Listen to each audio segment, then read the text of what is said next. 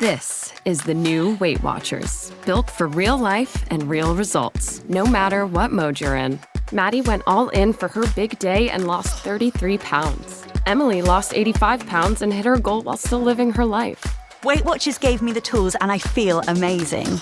Join the millions of members and lose weight with the #1 doctor-recommended weight loss program. Lose more at WeightWatchers.com.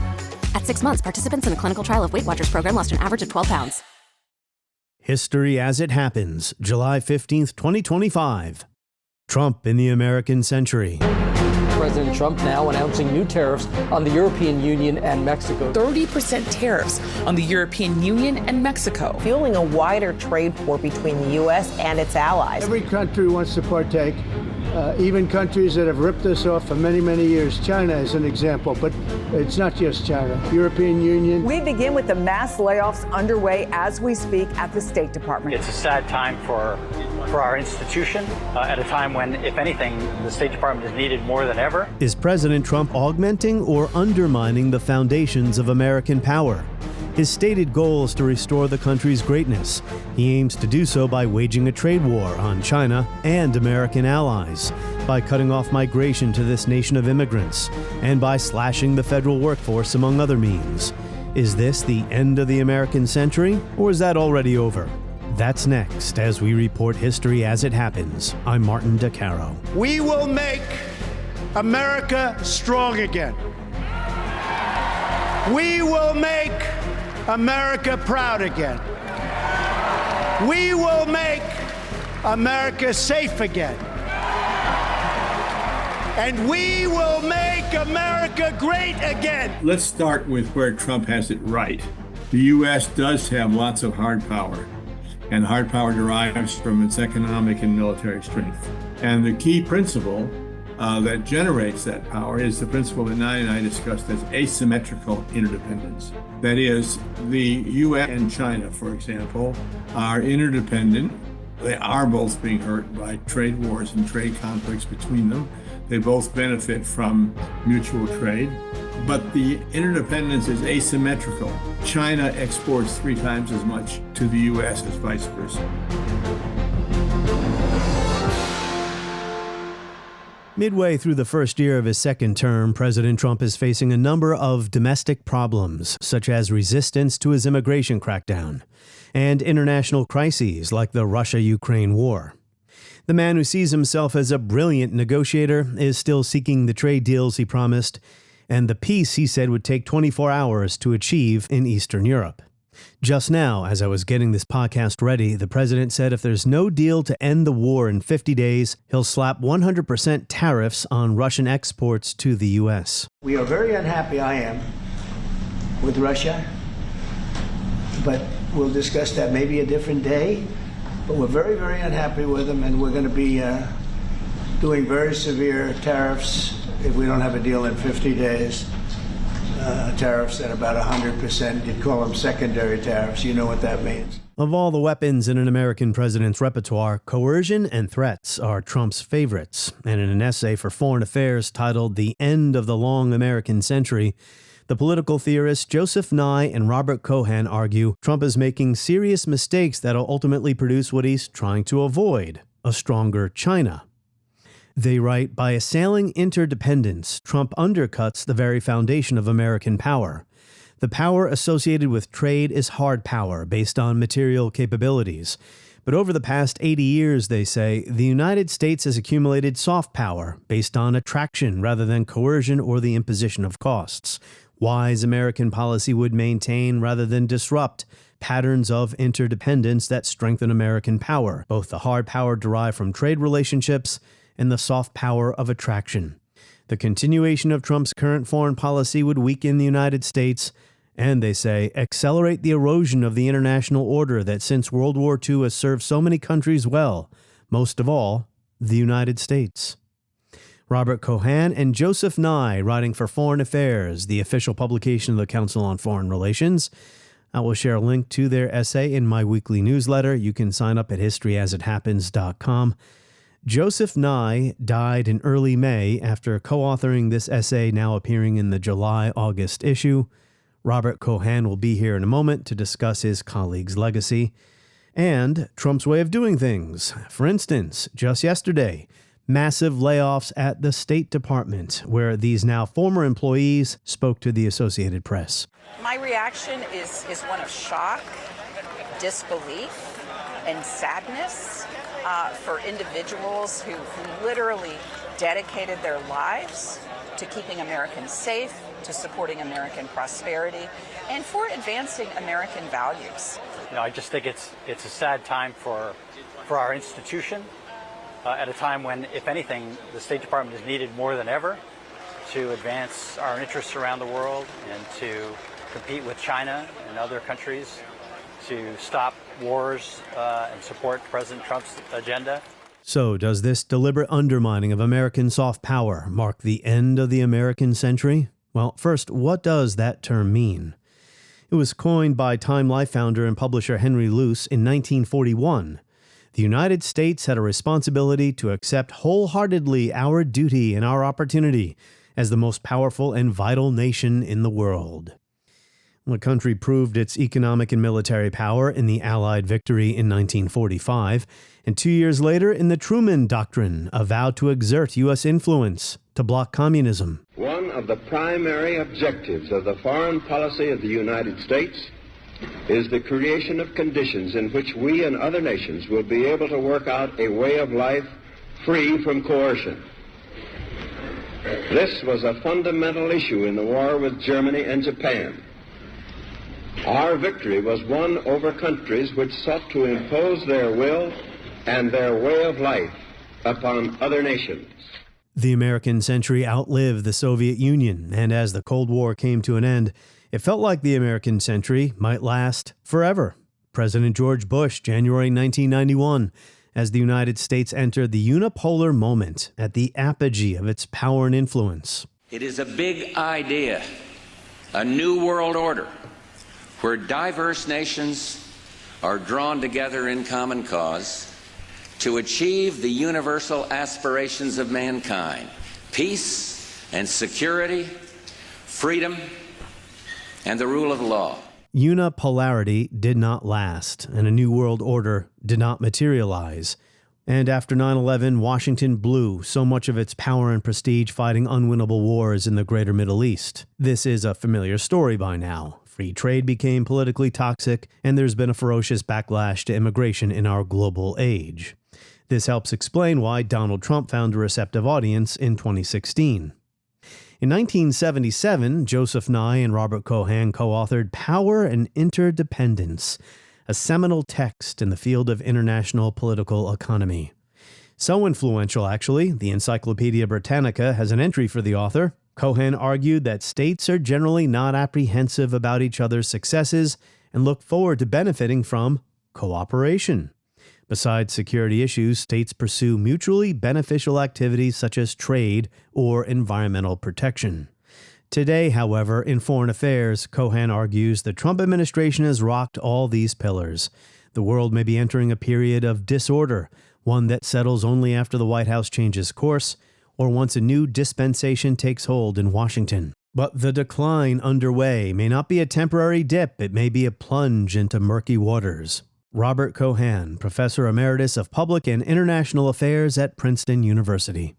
Take the exit. Turn right into the drive-thru. Nope, I'm making dinner tonight. You don't have time. Josh has practice. Oh, that's right. I'll just get a salad. And fries? No, just the salad. But salad cancels fries. Salad only. Fries. Salad. Fries. Food noise isn't fair, but Mochi Health is. The affordable GLP-1 source that puts you on the road to successful weight loss. Hey, can I get the fries? Salad. Sorry. Learn more at joinmochi.com. Mochi members have access to licensed physicians and nutritionists. Results may vary. I'm Serena Williams, and I'm healthier on Ro. I've lost 34 pounds in a year with GLP-1s, diet, and exercise. On Ro, you can access GLP-1 options, including the first FDA-approved GLP-1 pill for weight loss. Go to ro.co/journey to see if you qualify. 14 to 20% average weight loss in 1 year in non-diabetics with obesity or overweight with a weight-related medical condition versus 2.2% to 3.1% in placebo arm. RX only. To stay informed about serious side effects, go to ro.co/safety. Robert Keohane, welcome to the show. Thank you. It's an honor to have you here after all of your decades of work on political science and international relations. Before we start talking about your essay and your ideas about international relations, why don't you offer a word or two, if you don't mind, about your co-author, Joseph Nye. He passed away on May 6. Joseph Nye was an extraordinary person. He was one of the few people who combined being a creative and top-level academic with being a major policymaker, especially in the Clinton administration, where he was in the Defense Department as Assistant Secretary and also in the State Department. He was later Dean of the Kennedy School of Government at Harvard. Very few people are able to combine both being creative and imaginative, original theorists of international relations and practical, strategic, cogent analysts and policymakers. And Joe was one of those people until the day he died. He died suddenly. Unfortunately, he had sepsis in a hospital. He was about to go to England for a trip. There was no long illness, and there was no pain, but it was tragic. He died at age 87. He's much missed by his friends and by me especially. We had known each other for 58 years. We had a long history together. My condolences for the loss of your colleague and friend, the co-author of your major book in 1977, Power and Interdependence, World Politics in Transition. So your approach has been described as neoliberal institutionalism. As mentioned, your 1977 book emphasized interdependence and cooperation in the world of politics or in global politics rather than zero-sum realism. Tell us what that means. Well, I don't like the label of neoliberal institutionalism myself. It was applied by an academic critic of mine. So he didn't win the argument, but that label stuck, unfortunately for me. I view it simply as the institutionalist approach to world politics. And I will sit next to realism. There are some very common elements. Realists emphasize that states follow their interests.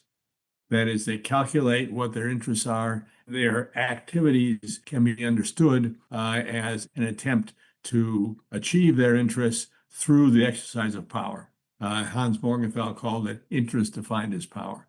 That's the realist view. And the institutionalist view accepts that states pursue their interests. They're not altruistic. They're not idealistic. They seek to do so through power. However, we emphasize that institutions can facilitate their achievement of their objectives. Institutions can confer power on states, that is, give them the ability to achieve what they want to achieve, if that's what power means, the ability to achieve your objectives, which is how Nye and I viewed it. Most aspects of world politics, not all, but most of them, are non-zero-sum games, that it's possible to have a bargain which both parties benefit from relative to no bargain or complete conflict. And so the idea of negotiation and the idea of institution building is to find situations where all of the participants, all of the major participants, the ones who are powerful and have a veto, can achieve something of what they want. Nobody achieves all they want, but they're all better off than with a total conflict situation. Yes, you've argued that if the realists were 100% correct, international institutions would not exist or they'd be unimportant. You know, the UN Charter is still around.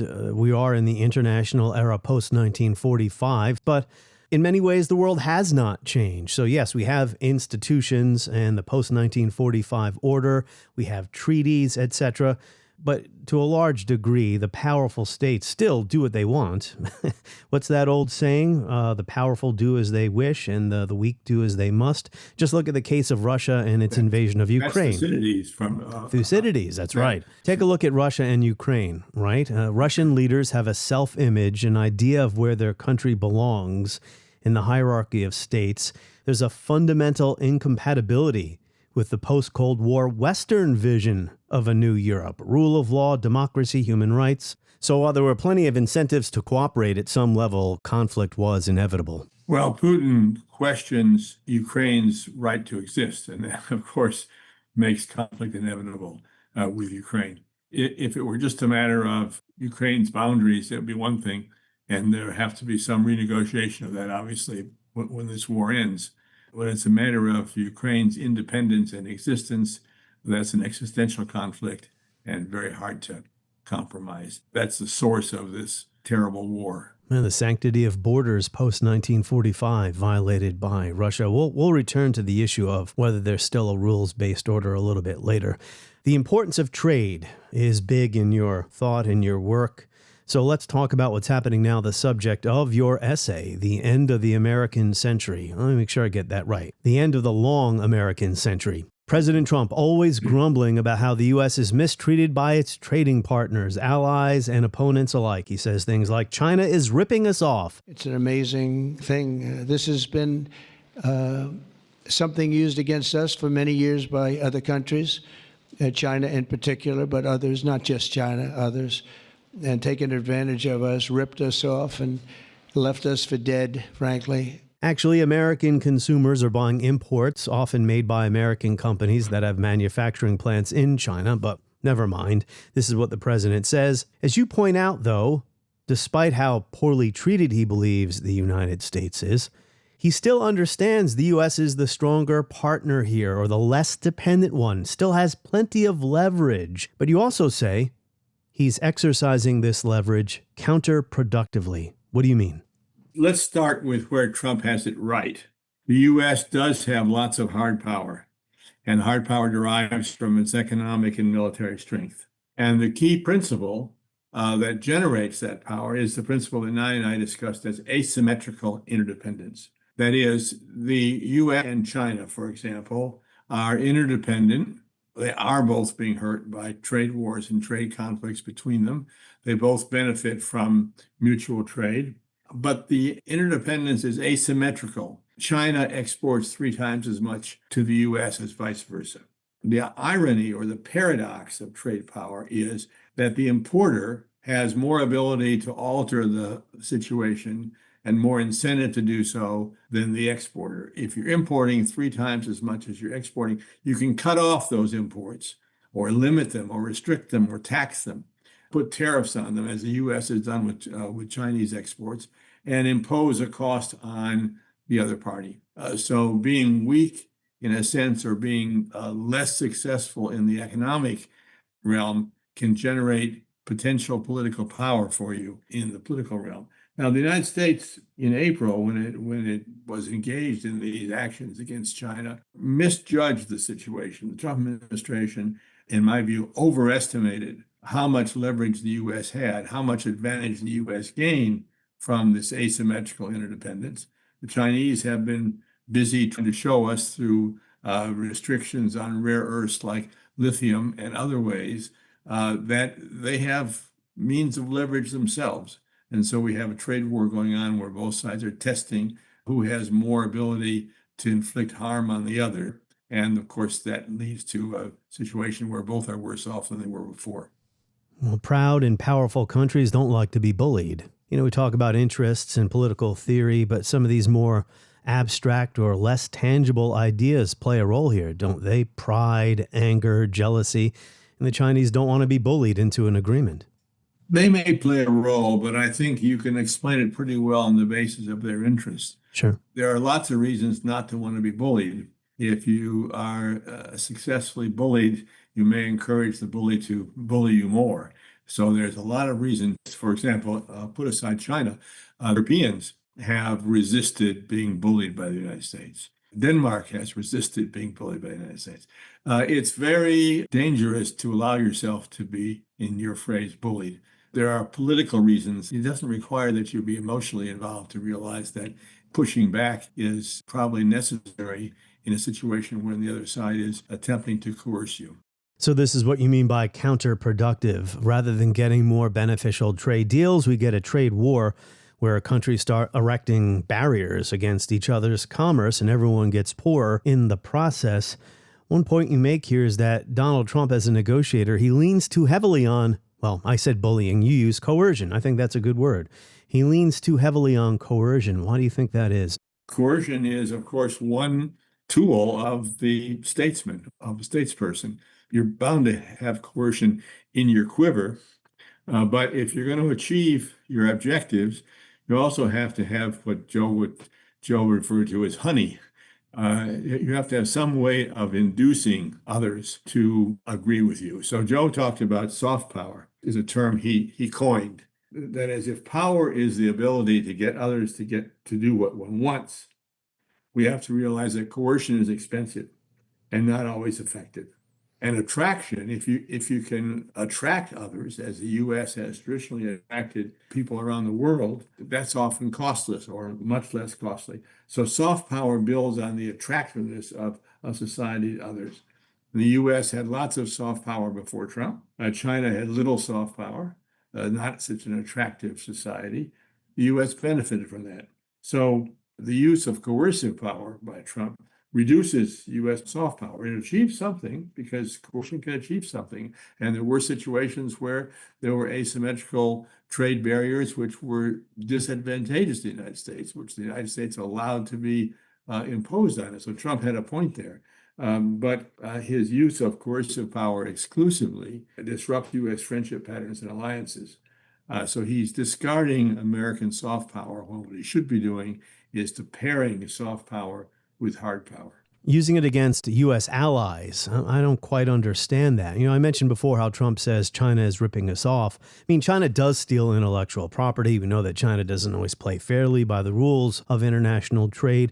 It exerts economic coercion in the Indo-Pacific. That is the complaint of countries like Australia, etc. But what that means is there's a receptive audience. There are willing partners in that part of the world who want to work with the U.S. to fend off China's economic coercion, but the administration is also pretty harsh on some of those willing partners at times. Other than trade, how else do you believe President Trump is undermining U.S. soft power? Well, let's talk about immigration. Immigration is contested everywhere since no rich countries will allow unrestricted immigration into their territories. Leads to disruption, would lead to very large numbers of people, as in 2016 in Europe, as in the border under the Biden administration for the first couple of years, the U.S.-Mexican border. That unrestricted immigration disrupts societies, is disliked by democratic publics, generates anti-immigrant feelings, generates right-wing views. So none of these democracies want to allow unrestricted immigration. But the U.S. is a huge beneficiary from immigration because we're the magnet for the best and the brightest from the whole world. So instead of relying only on Americans to innovate, the U.S. can attract innovators from everywhere. And Elon Musk may be in some ways a difficult character, but he's an example of someone from abroad, a South African, who made a brilliantly successful career, became the world's richest man as an immigrant to the United States. So immigration spurs scientific research and spurs technological advance and makes the U.S. the innovation center of the world. By attacking interdependence in this way, by attacking immigration in a way which is undifferentiated, Trump is handing China a gift. And right now we're seeing scientists, for example, of Chinese origin going back to China. We find scientists of non-Chinese origin going to Canada or elsewhere or back to Europe, because the U.S. has become a more hostile place for science. That, of course, is having terrible effects on our universities. Our country needs immigrants, period. Skilled, educated immigrants who drive innovation and unskilled laborers who work in all the jobs we all rely on in our society. Agriculture, services, retail, food, hospitality. We don't need mass deportation. We need a reformed immigration system that can accommodate for the flows of people who are coming here. But previous to this, that system wasn't good either. It was overwhelming an asylum system that was never designed for the number of people coming across the southern border. That's right. It was a broken system. The Biden administration was too slow to take remedial action. It was too slow to devise an immigration system which would both limit the massive flows coming in of unskilled people, but also provide a large enough flow and a controlled enough flow that the U.S. could, as you say, benefit selectively from the kinds of workers we need, both high-skilled and low-skilled. You wrote in your essay, America's decline may not be a mere dip, but a plunge. You say that the continuation of Trump's current foreign policy, we've discussed trade, immigration. He's also talked about or mused about taking over the Panama Canal, taking over taking over Greenland from Denmark. You say Trump's current foreign policy would weaken the United States and accelerate the erosion of the international order that since World War II has served so many countries well, most of all the U.S. So how do you measure decline compared to the power of other states? I think some of this is inevitable. China, a nation of 1.5 billion people, was going to become a hegemon possibly sooner rather than later in East Asia. So there's relative decline. What do you mean by decline may not be a dip, but a plunge? If you had a coherent American policy, you would still have a relative decline compared to China because China has 3 times as many people. Now, in the last 40 years, a government that sponsors economic development and innovation has lots of talented people.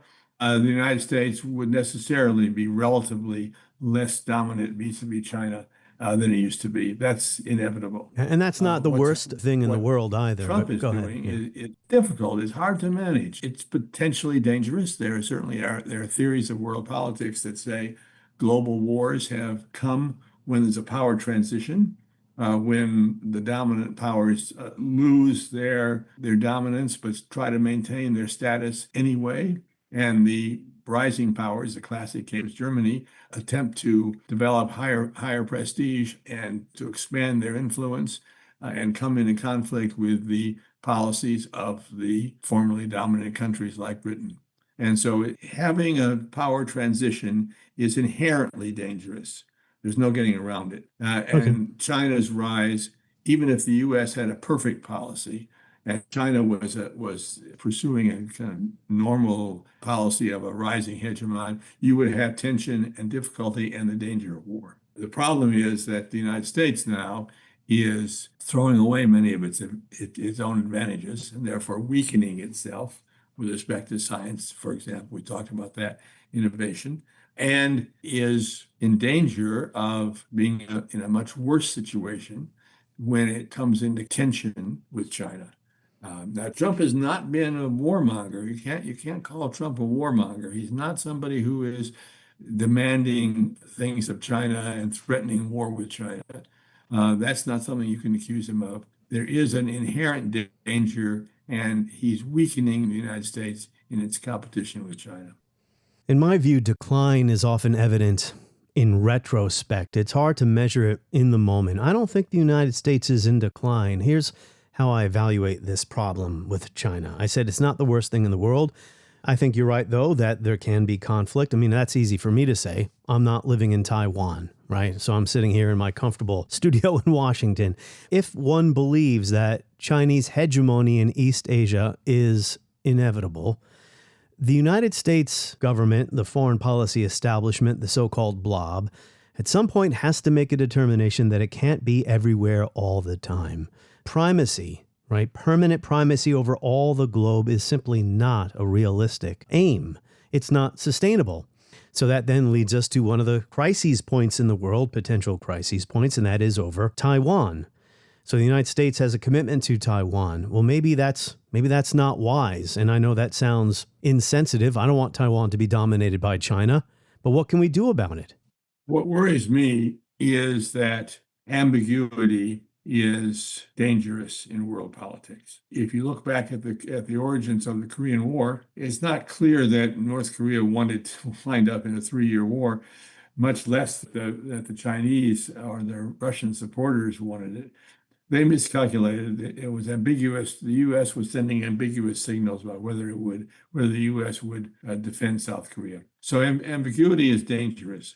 And the United States policy toward Taiwan has been deliberately ambiguous. That is, we dropped the U.S.-Taiwanese treaty as a precondition for normal relations with China.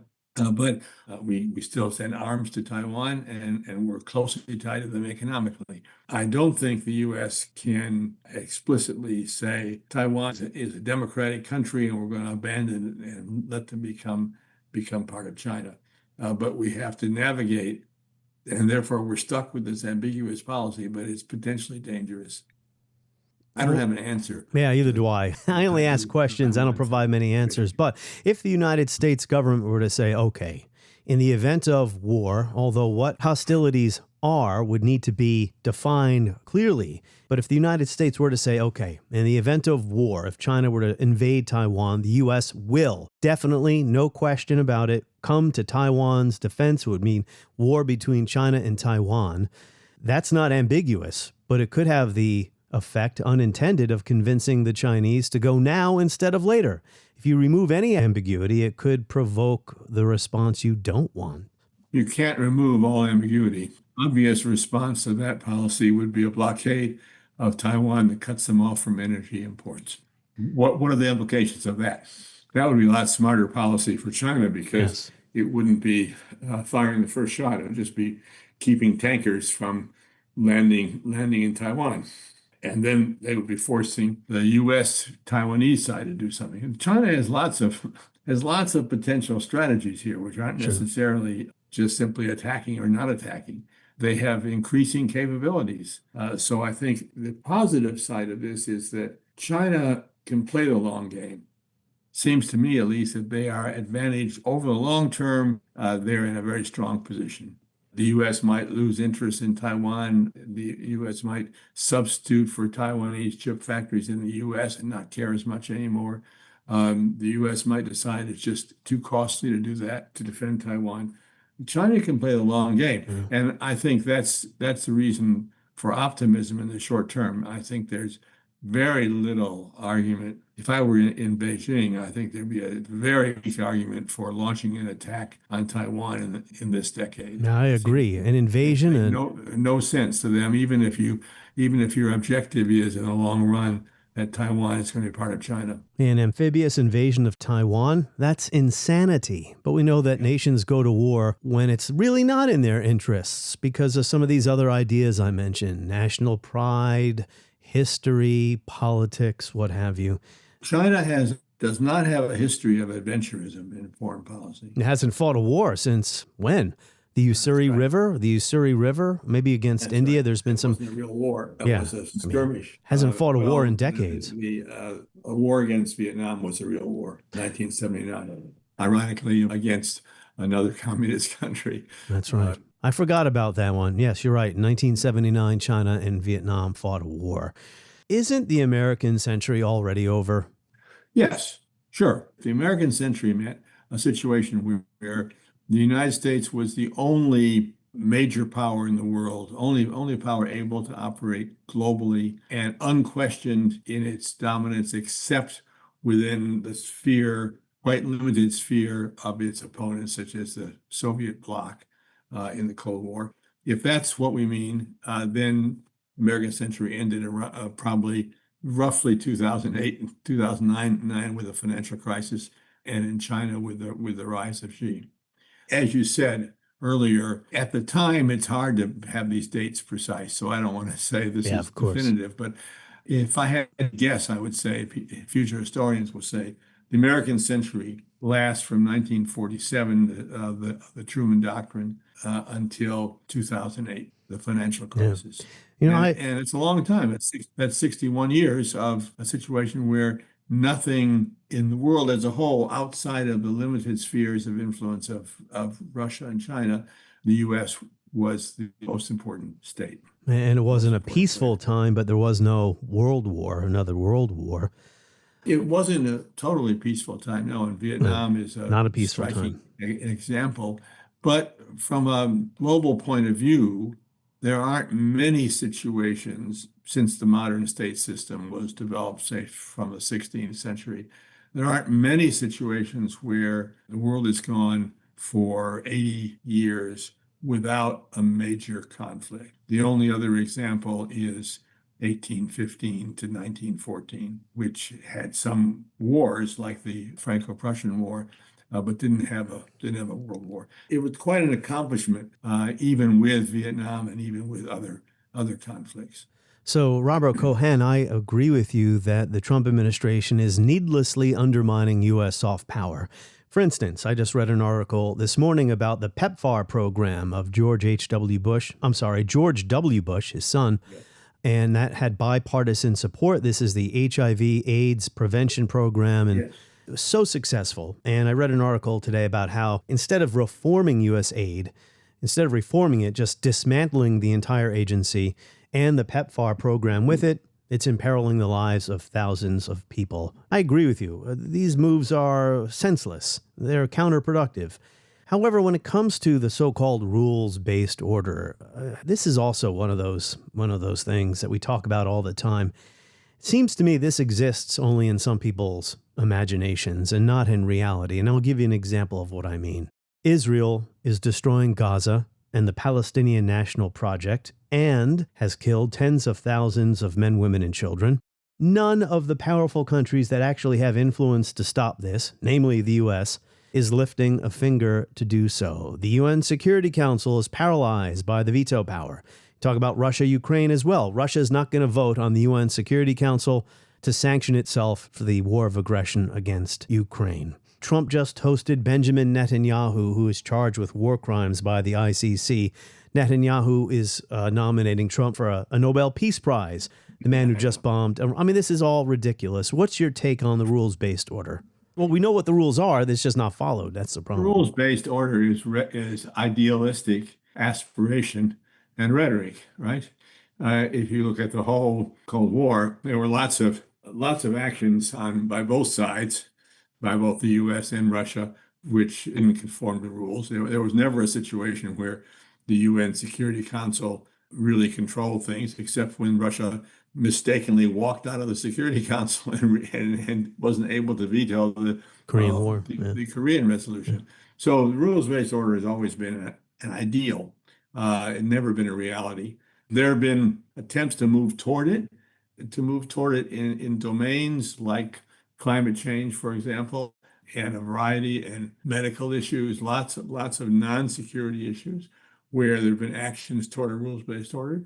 There was for a while serious attempts at arms control, which was an example of a movement toward a rules-based order. So there have been heroic attempts in moving this way, human rights efforts, but they've never been totally successful because of the nature of world politics. Powerful states will protect their own interests and policies, even if those violate rules. So you're never going to have a total success of a rules-based order. The great triumph of this 80-year period was that there were a lot of successes of developing rules that increased the degree of order in certain islands, certain areas of world politics, never comprehensively. Sure, and there's a tension here. During the height of détente in the 1970s, which is when relations between the U.S. and the USSR had improved to the point where, a major war was, I don't want to say out of the question, but close.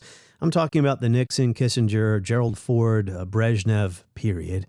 Part of that success was because the United States did not emphasize human rights. As long as I am president, the government of the United States will continue throughout the world to enhance human rights. Jimmy Carter was a critic of détente. He didn't abandon it, but he started to emphasize human rights and would publicly and vocally criticize the Soviet Union for violating human rights after the Soviets had signed the Helsinki Final Act, which in the long run actually helped undermine the Soviet Union because all people were supposed to enjoy basic human rights, and that included the people in Eastern Europe that were under Soviet domination. So it's less a question than it is a kind of a rambling statement there, Robert. But there is that tension, right? We talk about human rights, but if we make that a priority, it also can get in the way of cooperation, That was certainly Kissinger's view. Kissinger was no great advocate of human rights, and he thought it would get in the way of his détente policy and negotiation with the Russians.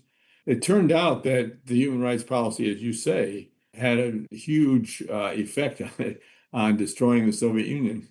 So Kissinger, here's an example where Kissinger's realpolitik missed something important, missed the way in which ideas can penetrate even into systems that attempt to be authoritarian and fundamentally affect the behavior of people in those systems. So I think human rights had much bigger effects than most of us expected, and certainly much bigger effects than Henry Kissinger expected. Yeah, I just finished reading a book by Vladislav Zubak about the Cold War, and I learned that with Brezhnev, reaching an accommodation with the U.S., which he ultimately did not reach. The U.S. didn't want the USSR to be a partner. But anyway, Brezhnev, this was so important to him that he went along with the Helsinki Final Act, to the horror of his fellow communist leaders in the Politburo and in the military. What are you doing agreeing to this language here about human rights?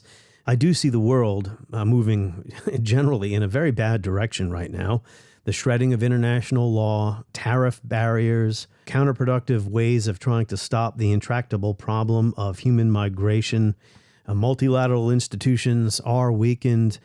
But, all this really is a choice. It's not inevitable that it's going to keep going in this direction. It's going to depend on what happens in American domestic politics. It's going to depend on whether the American public rejects the Trump administration in the midterm elections and then later in 2028 and forces a more moderate approach.